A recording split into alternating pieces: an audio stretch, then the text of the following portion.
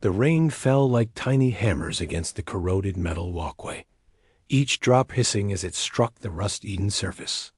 Sector 9 was where the colony forgot its promises, where the gleaming towers of the merchant districts gave way to crumbling structures held together by necessity and desperation, where beings from 100 worlds lived, stacked on top of each other like forgotten cargo in the belly of a cargo ship. Kessida pressed her back against the damp wall of an abandoned storage facility, her breath coming in shallow gasps that rattled in her chest. Her skin, normally a soft silver blue, had taken on a grayish pallor from days without proper nutrition. Her body ached with a deep, bone-weary exhaustion that made even sitting upright feel like climbing a mountain. She was Vethian, a species known throughout the galaxy for their grace, their ethereal beauty, their perfect angular forms. Except she wasn't. Kessida's body was soft, where it should be sharp, rounded, where it should be slender. Her metabolism had shifted 3 years ago, during a research project gone wrong, and her frame had begun accumulating mass in ways her people considered not just ugly, but shameful. A failure. A mistake of nature. Back on Veth Major, she had been celebrated. A quantum physicist whose theories were revolutionizing energy production across 3 star systems. She had been invited to the highest academic circles, courted by the most prestigious research institutions. Her partner, Stellan, had been a government official with connections that seemed infinite. Then came the accident. A reactor malfunction. A burst of radiation. A cascading biochemical change that no one could explain or stop. Within months, the weight that wouldn't stop accumulating reshaped her entire world. The invitations stopped. Stellan, who had promised forever, began staying late at the office. Her colleagues' calls became shorter, strained with barely concealed discomfort. She had endured it for 18 months before she understood the truth. They weren't rejecting her work. They were rejecting her. She was being systematically excluded from research teams, denied access to equipment. Her published papers suddenly cited with skepticism by people who'd praised them months before. When she finally left Veth Major, no one had said goodbye.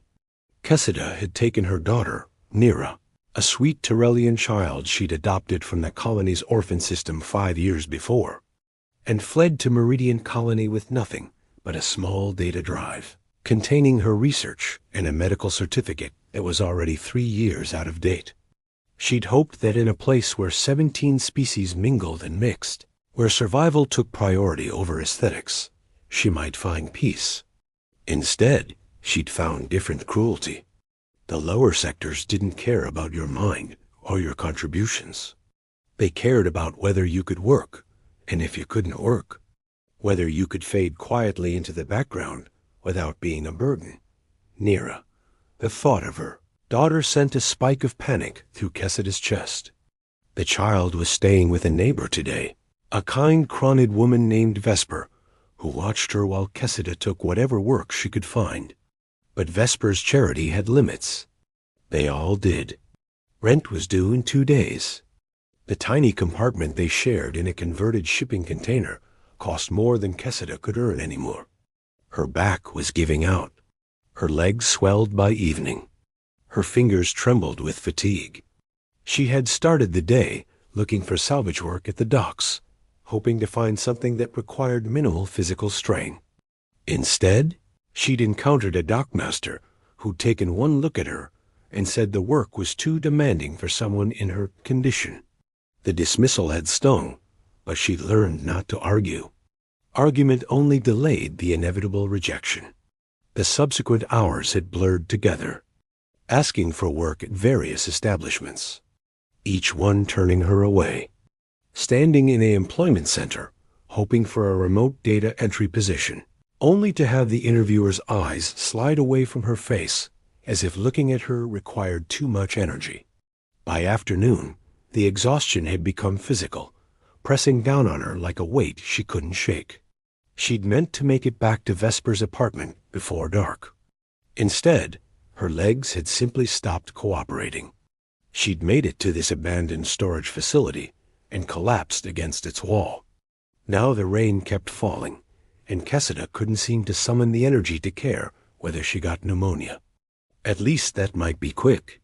She must have dozed because she didn't hear the footsteps until they were nearly upon her. Instinct kicked in anyway, a remnant of self-preservation, and she opened her eyes.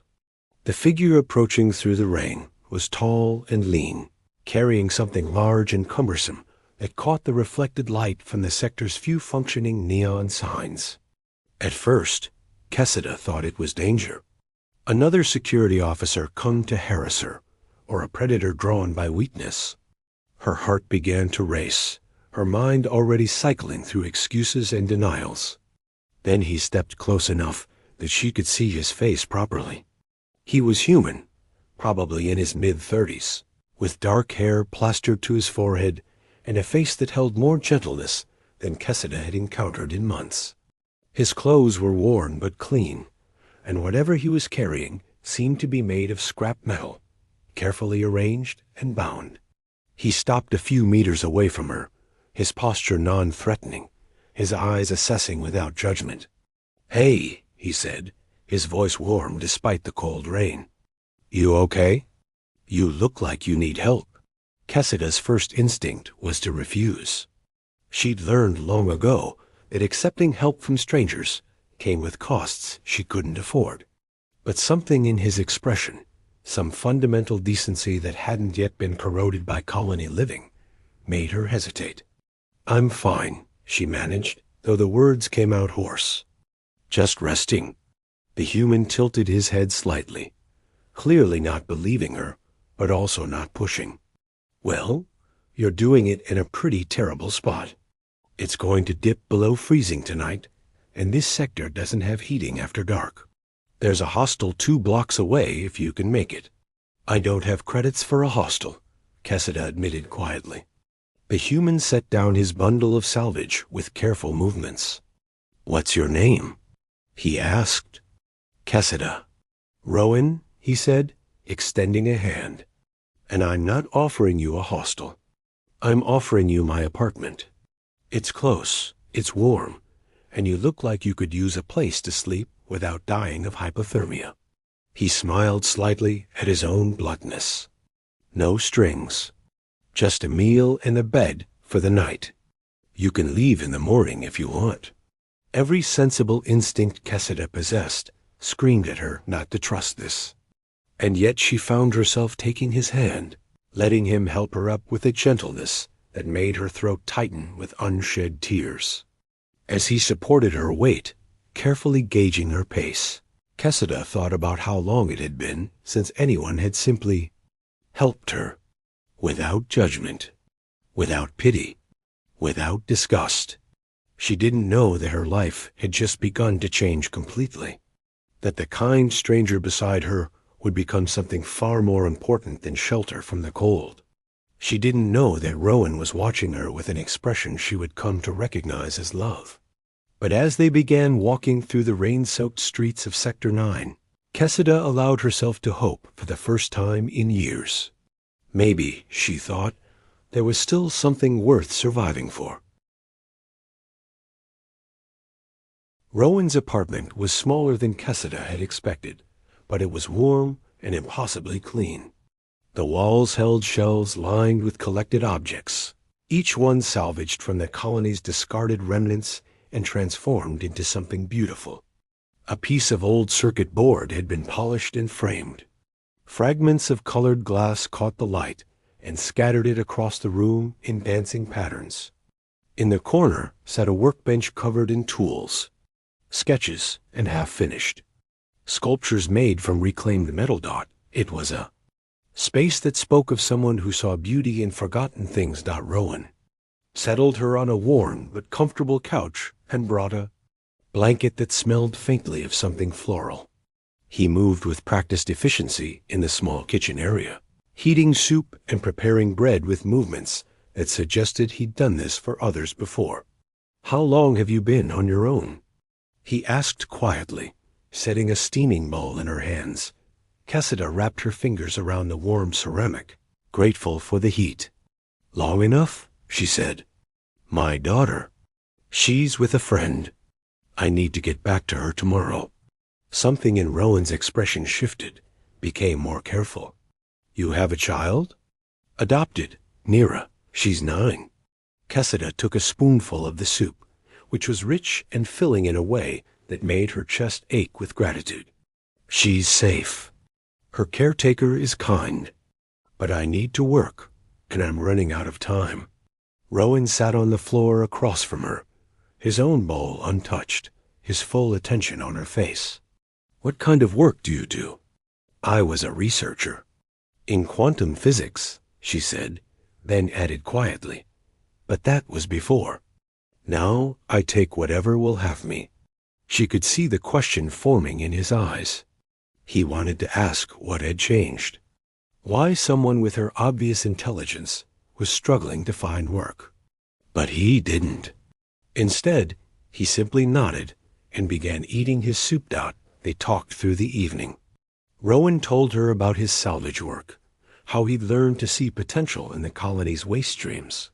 He talked about his sister in the upper districts, the one who'd given him moral lectures about fraternizing with the lower sectors. He told her about a project he was working on, an installation art piece made entirely from reclaimed materials that he hoped would challenge people's perceptions of value. Ida listened and found herself sharing in return. She told him about her research, about the experiments that had been going so well. She didn't mention the radiation accident or what came after, but she painted a picture of her old life with words that made it vivid and real. Hours passed. The rain continued outside. Neon signs flickered and buzzed in the streets below, and something in the space between them began to shift, becoming charged with a kind of electricity that had nothing to do with the colony's power. Grids. Rowan's single quotes S apartment had a sleeping alcove where he insisted she take the bed. He settled onto the couch with a gentleness that suggested sacrifice, and Kessida fell asleep wondering what she'd done to deserve this unexpected kindness. When morning came, she woke to find him already gone, a note on the small table beside fresh fruit and bread. He'd left early for salvage work. The note said simply, "Stay as long as you need. There's money for food on the shelf. Come back tonight if you want." The word "want" struck her hard, as if her desires mattered, as if her choosing to return was a possibility worth considering. She spent the morning in his apartment, doing something she hadn't done in years. She rested. She read the books on his shelves. She looked at his artwork and felt something in her chest opening up, expanding toward feelings she'd thought had died with her old life. When afternoon came, she made her way back to Vesper's apartment to retrieve Nira. The Cronid woman took one look at her face and smiled knowingly. "Someone helped you," Vesper said. It wasn't a question. Kess.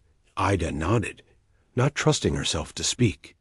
"Be careful," Vesper said gently, pressing Nira's small hand into hers. "There are those who would use kindness against us. Not everyone in the lower sectors understands that some bridges shouldn't be crossed." Kessida thought about this as she and Nira made their way through the streets. She thought about Rowan's scarred hands and gentle voice. She thought about the way he'd looked at her, without flinching, without that subtle recoil she'd learned to recognize in others' eyes. Rowan was waiting when they arrived at his apartment. He'd prepared a meal with Nira in mind, and the child took to him immediately, drawn to his quiet patience and the way he explained things like she was someone whose thoughts mattered. 3 days passed like that. 3 days of Rowan coming and going from salvage work while Kessida rested and recovered in the safety of his space. 3 days of Nira laughing more than she had in months. 3 days of Kessida's body beginning to heal, her strength slowly returning. And 3 days of an attraction that grew deeper with each shared meal, each conversation, each moment their hands brushed. It was on the 3rd night that Rowan kissed her. They were standing by the window, looking out at the sector's neon-lit streets, and Kessida had made a joke about the absurdity of being happy, despite the bleakness surrounding them. Rowan had looked at her with those gentle eyes, and he'd reached out to touch her face with surprising tenderness. "You're beautiful," he said. "Do you know that? Not despite your body, not in some conditional way. You're beautiful exactly as you are." Cressida had wanted to argue. She'd wanted to tell him that he was mistaken, that he was being kind in a way that was almost cruel, because it made her believe in things that couldn't be real. But instead, she'd let him pull her close, and she'd kissed him with all the longing of someone who'd been told she was broken for far too long. That was when the knock came. It was authoritative and cold, the kind of knock that carried the weight of institutional power. Both of them froze, knowing immediately what it meant. Rowan's jaw tightened. He looked at Cressida, then at Nira, who'd been sleeping in the alcove. "Don't answer," Cressida whispered, though she knew it was futile. "Migration control," a voice announced from the hall. "Open the door now. We have a flagged individual on premises." Rowan's expression hardened into something Cressida had never seen before. Determination, defiance, and underneath it all, something that looked like love fierce enough to challenge systems. He walked to the door slowly, deliberately, and before opening it, he turned back to look at Cressida one final time. "Whatever happens," he said quietly, "I won't let them take you without a fight." The door slid open to reveal officers in official gray uniforms. The lead officer was a woman with sharp features and steel gray hair, her tablet glowing with official insignia. Her eyes locked onto Cressida with cold recognition. "Cressida Vio," the officer said, reading from her tablet. "Vethian National. Residency permit expired 18 days ago. Outstanding medical and housing debts totaling 53,000 credits. Flagged for immediate deportation proceedings." She looked up from the tablet, and her gaze moved to Rowan with something approaching pity. "Rowan Vex?" She read, "I am Migration Officer Commander Thrace, and you are harboring an undocumented alien in violation of Colony Statute 739. Rowan stepped forward, positioning himself between Thrace and Cressida. "She's not undocumented. She's my partner, and she's not going anywhere." Thrace's expression didn't change. "Your relationship status is irrelevant, MR Vex. This individual has exhausted her legal options for residency. She will be processed for return to Veth Major within 72 hours. Her dependent," Thrace glanced at Nira, who'd appeared in the alcove entrance, her eyes wide with terror, "will be placed in colony custody pending family locating proceedings." "No," Cressida said, her voice breaking. "If I go back to Veth Major, they won't take me. They'll send me to a reclamation facility. I'll never see my daughter again." Thrace remained unmoved. "That is a matter for Vethian authorities. Our jurisdiction ends at the colony borders." Rowan's hands clenched into fists. "She's not going anywhere. That would be resisting a migration control operation," Thrace said flatly, reaching toward the restraints at her belt. "You'll be detained as well, and your child will be placed in social services." The word child hung in the air between them, and Cressida saw something crack in Rowan's facade. There was a child, somewhere in his past or present, someone he was terrified of losing. For the first time, she understood the full depth of what his defiance might cost him. "Wait," Cressida said, stepping forward. "I'll go. Just ...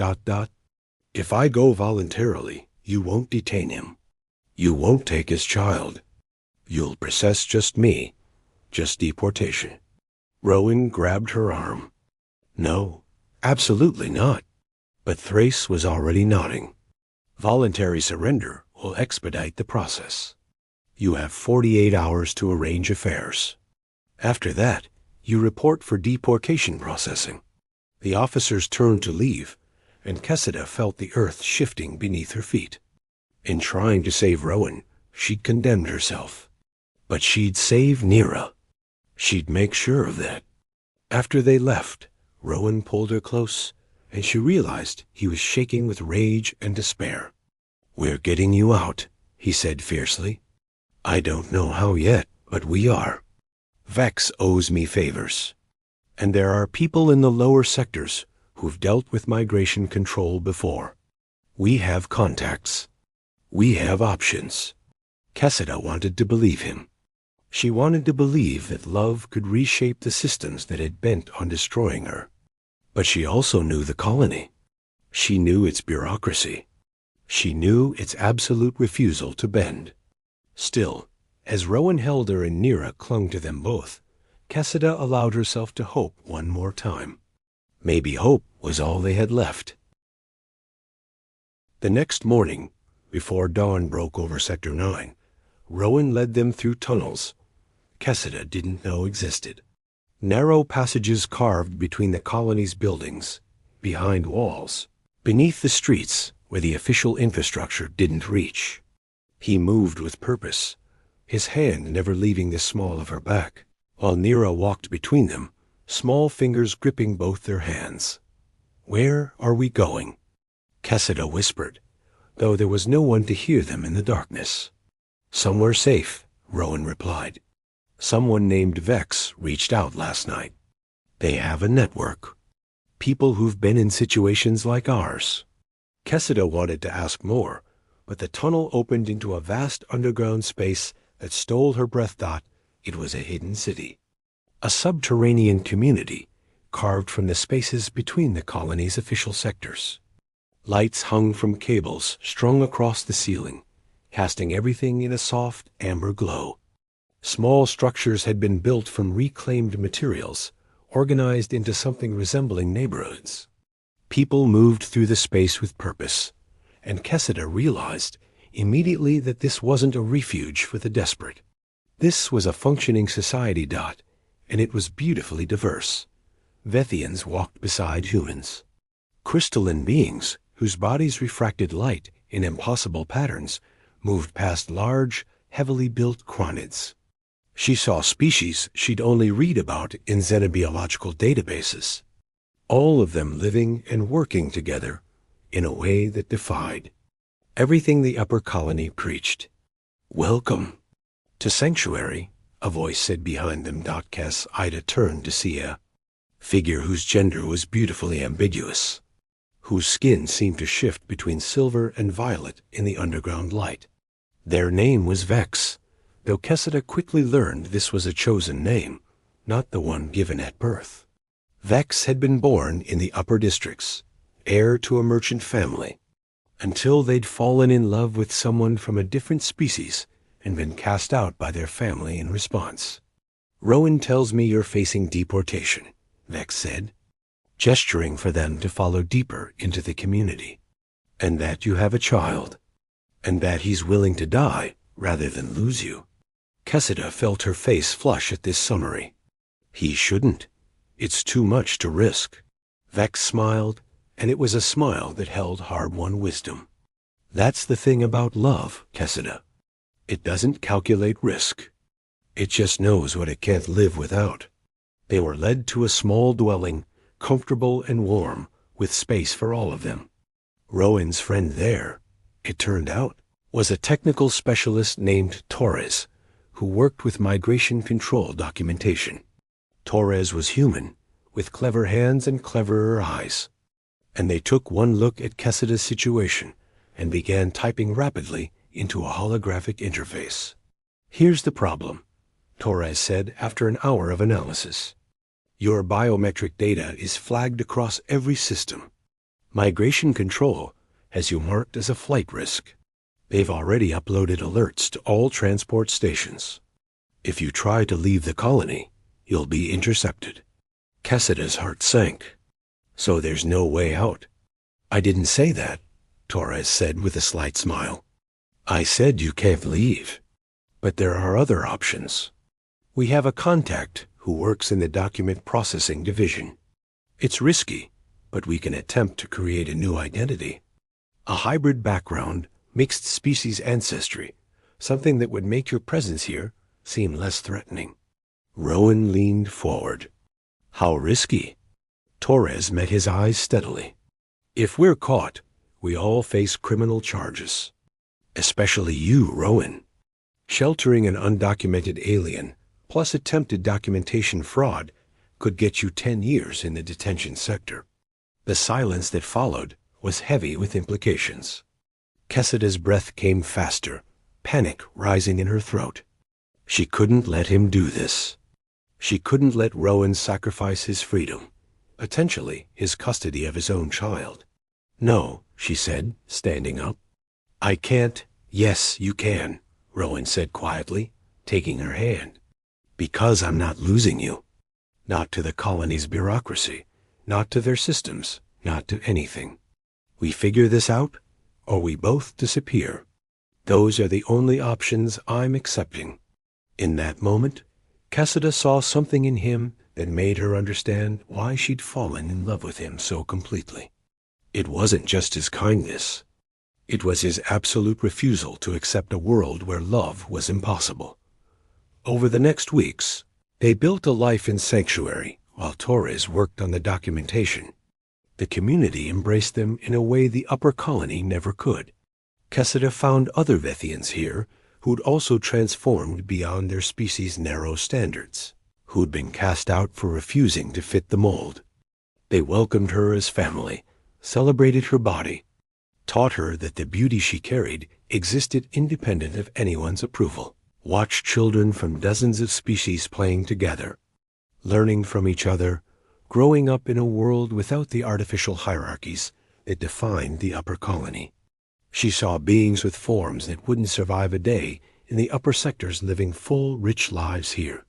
She saw love expressed in 1,000 different ways between beings who had no business loving each other, according to the colony's laws. And she fell even more deeply in love with Rowan. One night, in the small dwelling they'd been given, Rowan pulled her close and whispered, I want to marry you. I know it means nothing to the colony, but it means everything to me. I want to build a life with you, Kessida. I want Nira to know that love doesn't bow to systems. I want her to see us choosing each other every single day, despite everything telling us not to. Kessida cried, but they were different tears than before. Tears of joy, tears of relief, tears of finally being loved exactly as she was. They were married in sanctuary by a priestess whose species was known for blessing interspecies bonds. The ceremony was beautiful and strange and perfect.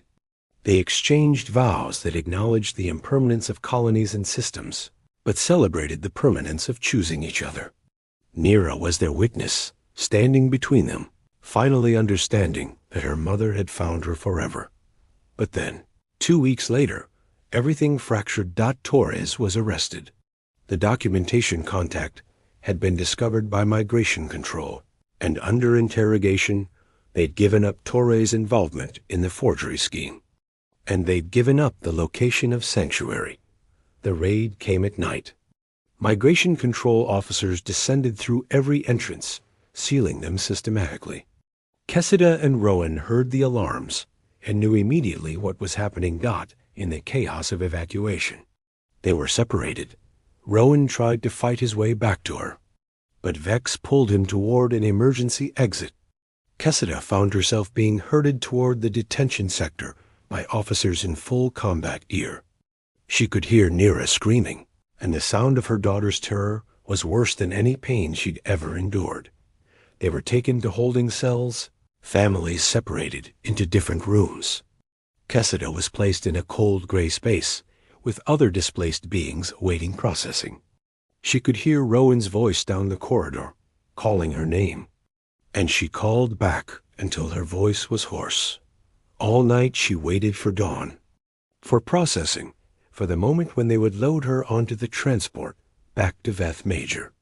She thought about the reclamation facility, about losing Nira, about returning to a world that had deemed her unacceptable. And then, in the morning, something impossible happened. Torres, newly released on bail pending trial, appeared with Vex and 3 other members of the underground network. They moved through the detention center with official documentation, with access codes, with the bearing of people who belonged in spaces like this.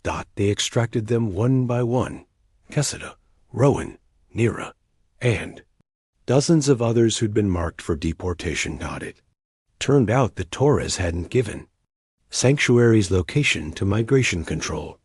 Torres had given something far more valuable. They'd given migration control access to the colony's entire documentation database. With Torres' help, the underground network had systematically altered records, created false trails, and made the colony's tracking systems nearly useless. We gave them a choice, Torres explained as they made their way through back passages. Arrest me and try to fix the system, or let people go and start rebuilding trust. They chose the first option, which means they don't have the resources to pursue anyone we're releasing now. By sunrise, Rowan, Kessida, and Nira were on a transport, not to Veth Major, but to the frontier worlds. The outer rim where the colony's reach didn't extend, where beings from 100 species had already built communities that operated on principles of mutual aid and acceptance. As the transport lifted away from Meridian Colony, Kessida stood at the viewport and watched the artificial dome shrink beneath them. Sector 9, where she'd collapsed in despair, became a tiny grid of lights and then was gone. Rowan wrapped his arms around her from behind, and Nira nestled against her mother's side. "We did it," Rowan whispered. "We're free," Kessida agreed. And it was a truth so profound, so unexpected, that she could barely comprehend it. The frontier world they chose was beautiful.